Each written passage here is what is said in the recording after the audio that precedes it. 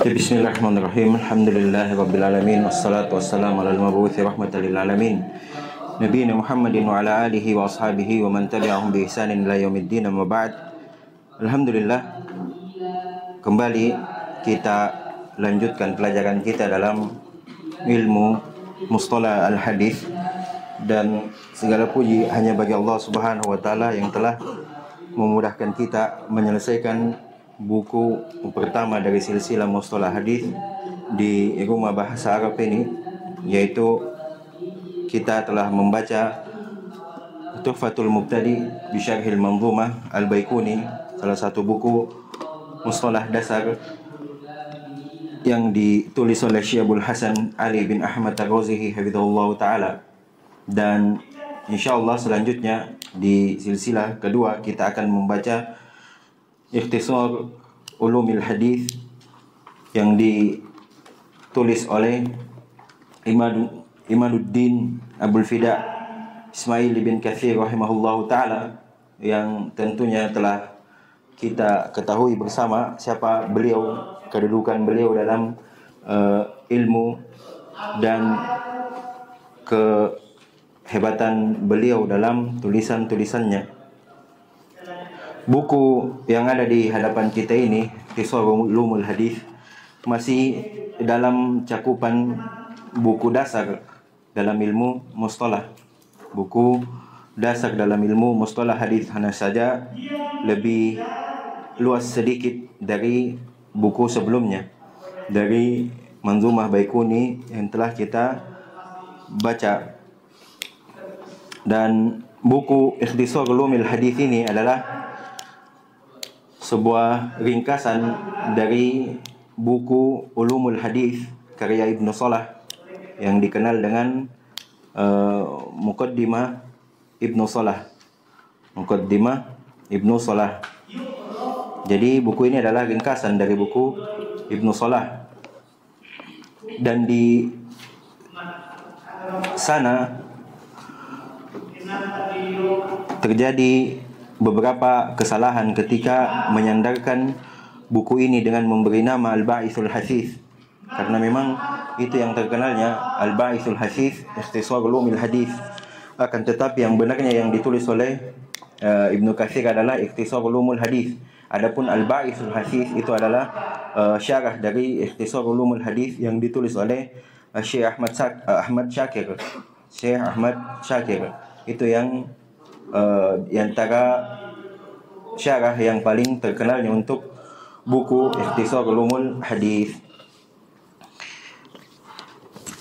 Al-Imam Imaduddin Al-Hafidh Ibn Katsir Abul Fida, beliau tidak asing lagi tentunya nama beliau di tengah-tengah kita, dan yang paling terkenalnya adalah ketika disebutkan beliau bersandingan dengan karyanya tafsir Ibnu Katsir yang berjudul Tafsir Al-Quran Al-Azim, yang dalam buku tersebut, dalam tafsir tersebut, ketika kita baca didapati riwayat-riwayat yang beliau masukkan ke dalam buku tafsir. Jadi beliau menafsirkan dengan asar atau riwayat-riwayat atau hadis-hadis yang menunjukkan pula bahwa beliau adalah orang yang mumpuni atau ahli al-hafidh dalam bidang ilmu hadis, dan sampai kita hanya mengenalnya sebagai ahli tafsir. Tidak, beliau juga adalah seorang al-hafidh, ahli hadis, seorang imam, seorang ulama, bahkan ahli sejarah. Buku yang terkenalnya adalah Al-Bidayah wan Nihayah yang ditulis oleh beliau, yang memuat sejarah atau biografi dari Nabi Adam hingga di zaman beliau. Beliau lahir dengan nama asli adalah Ismail bin Umar bin Katsir rahimahullah taala. Ayah beliau Umar bin Katsir rahimahullah, beliau juga seorang alim, seorang khatib di daerah beliau. Dan adapun Ibnu Katsir itu dinisbatkan kepada kakek beliau, Ismail ibn Umar ibn Katsir, itu dinisbatkan kepada beliau, nama kakek beliau. Abul Fida Imaduddin Ismail ibn Umar ibn Katsir ibn Daw ibn Katsir ibn Zara' Al-Qurashi Al-Busrawi. Busra, bukan dari Basra. Busra, sebuah daerah di kota Damaskus yang sekarang ini masuk dalam wilayah Suriah. Masuk dalam wilayah Suriah. Lahir pada tahun 701 Hijriah. Dan ayahnya meninggal saat beliau masih berusia 4 tahun. Berarti pada tahun 705 Hijriah ayah beliau telah meninggal. Kemudian di tahun berikutnya beliau pindah bersama saudaranya Kamaluddin Abdul Wahhab untuk menimba ilmu setelah kematian ayah mereka. Dan dari tangan kakaknya beliau ini pula lah beliau banyak belajar dari ilmu-ilmu syar'i, Sejak masa kecil beliau tumbuh dan akrab lekat dengan lingkungan keilmuan. Ayahnya seorang alim, kakaknya pun demikian, seorang yang berilmu.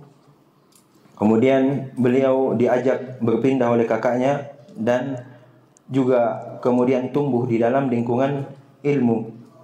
Beliau menghafal Al-Quran, telah selesai menghatamkannya di tahun 711.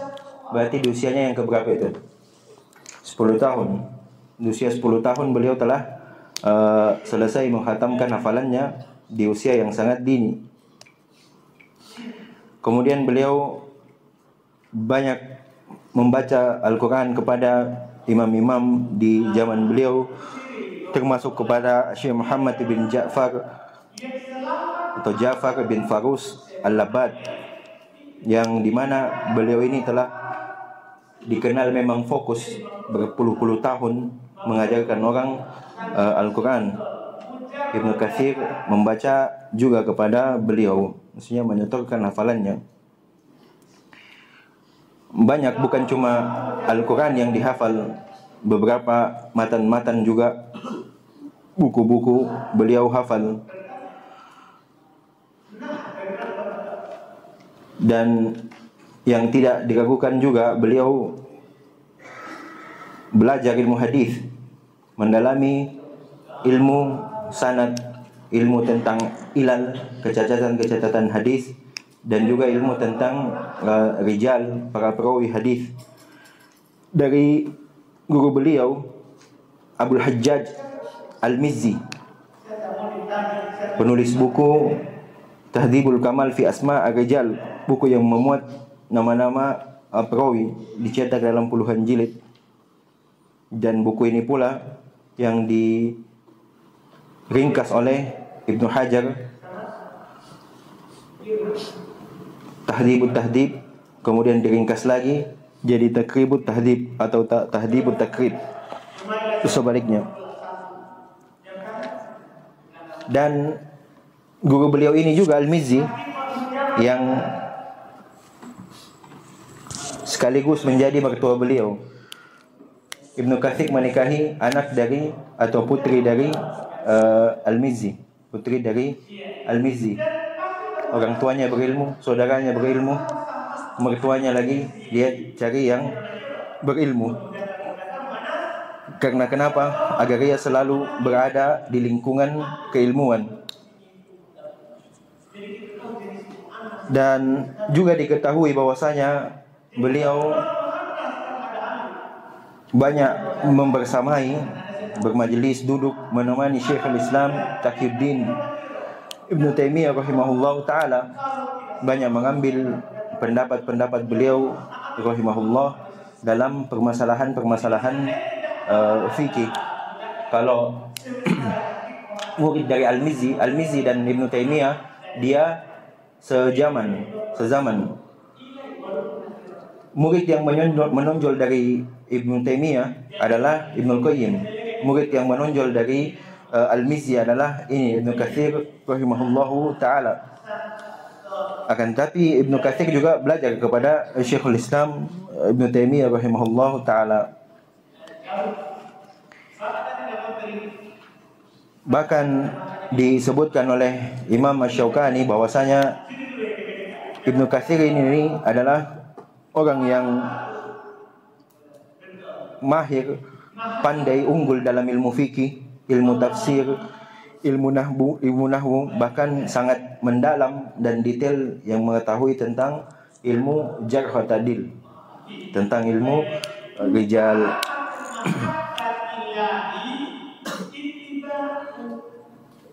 Beliau juga di antara guru beliau banyak belajar dari guru-guru ahlul ilmi di zamannya yang menjadikannya kemudian kokoh dalam keilmuannya. Di antaranya adalah apa yang sudah kita sebutkan, Al-Mizzi dan Ibnu Taimiyah rahimahumullah taala. Dan di antaranya juga ada Syekh Ibrahim Ibn Abdurrahman Ibn Ibrahim Ibn Diya Ibn Siba' Al-Fazari, atau dikenal dengan Burhanuddin Ibnu Al-Firqah, yang termasuk salah satu imam dalam ilmu atau dalam mazhab Syafi'iyah.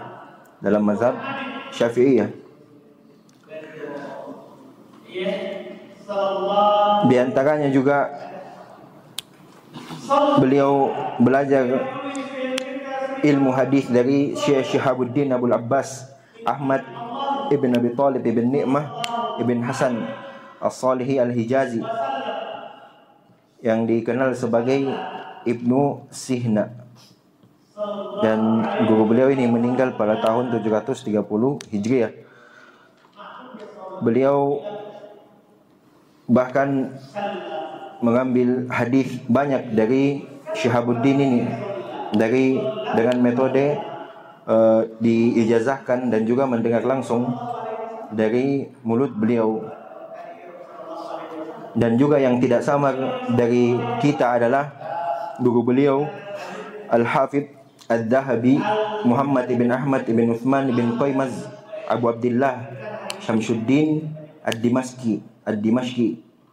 Jadi kalau mungkin muncul pertanyaan dari kita, dari mana Ibnu Katsir ini dapat memahami ilmu-ilmu tentang sejarah, maka jawabannya adalah dari beliau ini, dari Ad-Dhahabi rahimahullahu ta'ala. Bahkan hal ini diketahui bahwasanya beliau belajar bersama Ad-Dhahabi karena didapati dalam buku-buku beliau pernah menyebutnya, Syekhuna guru kami kemudian menyebutkan nama Ad-Dhahabi rahimahullahu ta'ala.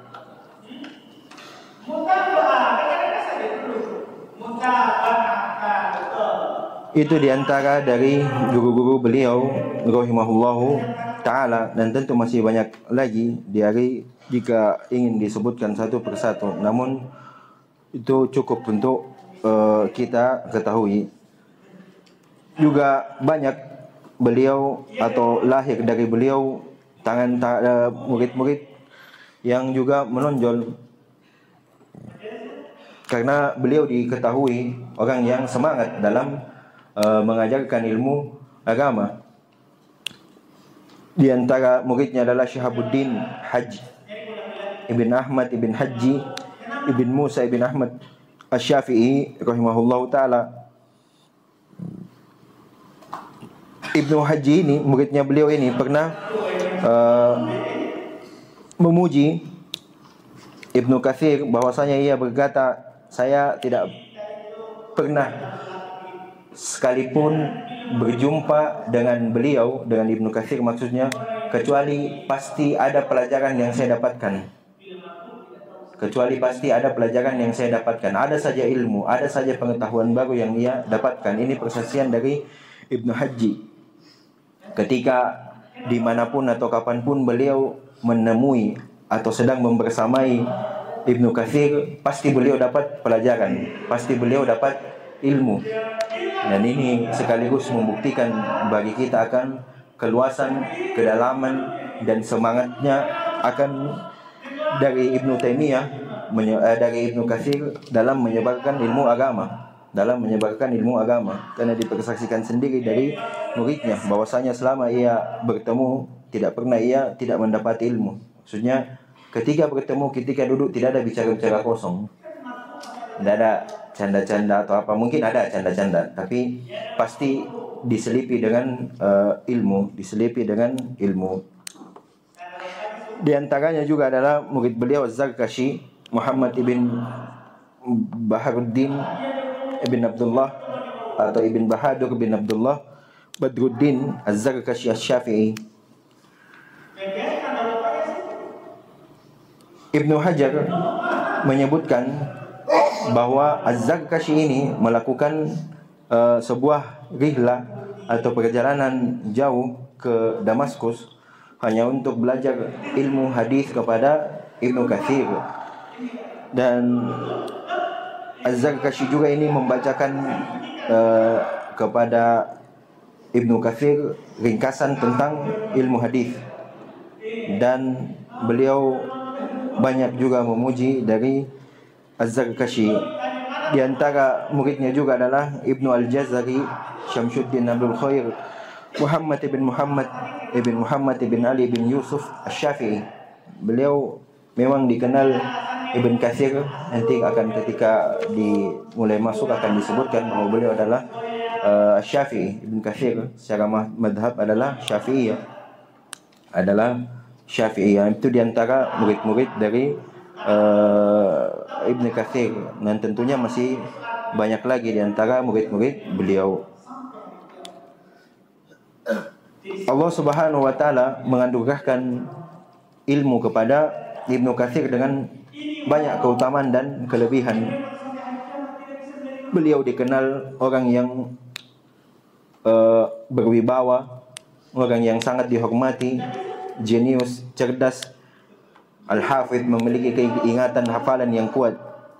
Dan dia tidak hanya itu, dia juga punya keilmuan dalam atau kemampuan dalam menyampaikan ilmu. Jadi tidak hanya memiliki ilmu, tidak hanya menulis, tapi juga mampu menyampaikan ilmu dengan baik sehingga mudah dipahami oleh murid-muridnya.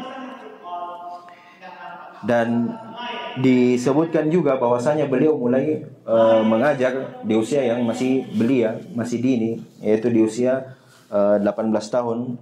Beliau telah mulai mengajari manusia dan mulai berdakwah di jalan Allah Subhanahu wa taala.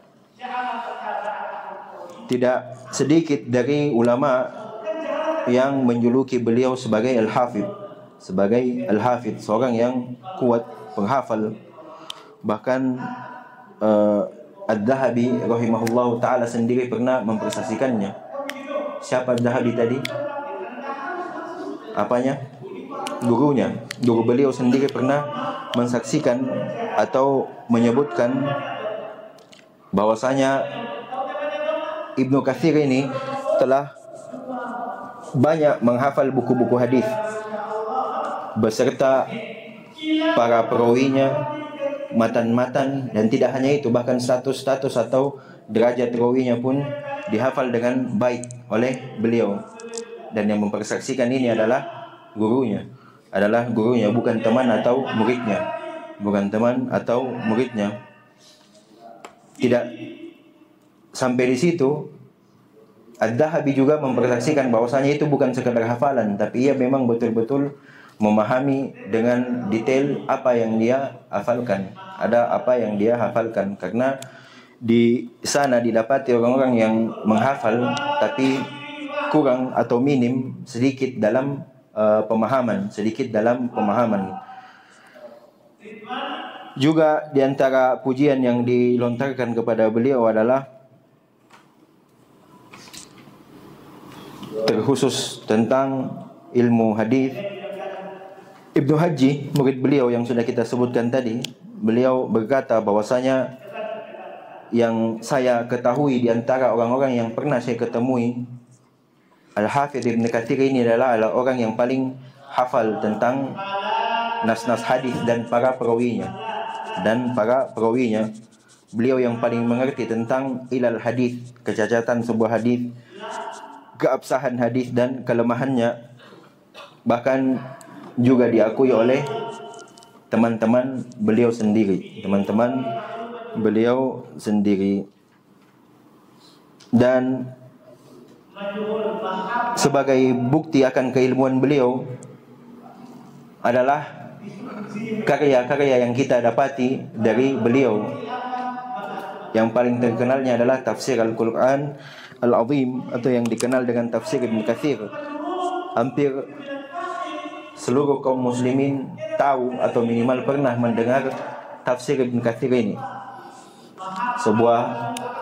Satu karya beliau yang paling dikenal, yang paling tersebar luas di kalangan kaum muslimin, dicetak dengan berbagai macam bahasa.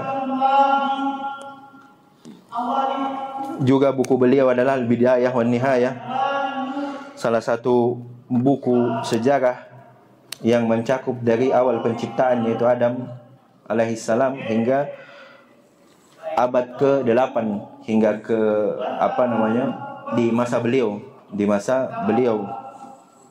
Dan setelahnya kemudian dilengkapi oleh Asy-Syaukani rahimahullahu taala dalam buku beliau Al-Badrut Thaliq, dari zaman Ibnu Katsir sampai ke zamannya Asy-Syaukani. Juga ada buku beliau dalam Sirah Nabawiyah. Juga banyak buku-buku hadis. Ada juga tentang fadail, keutamaan Al-Quran dan lain sebagainya dari cabang-cabang ilmu syar'i. Kemudian beliau wafat pada tahun 774 Hijriyah, berarti berusia sekitar 73 tahun, rahimahullahu ta'ala rahmatan wasi'ah. Dan disebutkan juga bahwasanya beliau meninggal dalam keadaan buta karena usia yang sudah tua, dan beliau dimakamkan di sebuah kompleks perkuburan yang sama dengan Syekhul Islam Ibnu Taimiyah rahimahullahu taala di Damaskus, rahimahullahu taala rahmatan wasi'ah. Itu sedikit atau ringkasan dari biografi penulis buku Ikhtisar Ulumul Hadis, Al-Imam Imaduddin Abul Fida Ismail Ibn Katsir rahimahullahu taala. Dan insyaallah mulai besok kita akan masuk ke dalam pembahasan buku Ikhtisar Ulumul Hadis dari Ibnu Katsir rahimahullahu taala. Dan sebagaimana yang telah disebutkan sebelumnya, kalau metodenya nanti dibaca sama santri, kemudian juga diterjemahkan sekaligus oleh mereka ini yang diamanahkan kepada kami dari guru kita Ustaz Ubaid hafizahullahu taala. Jadi nanti terjemah sekaligus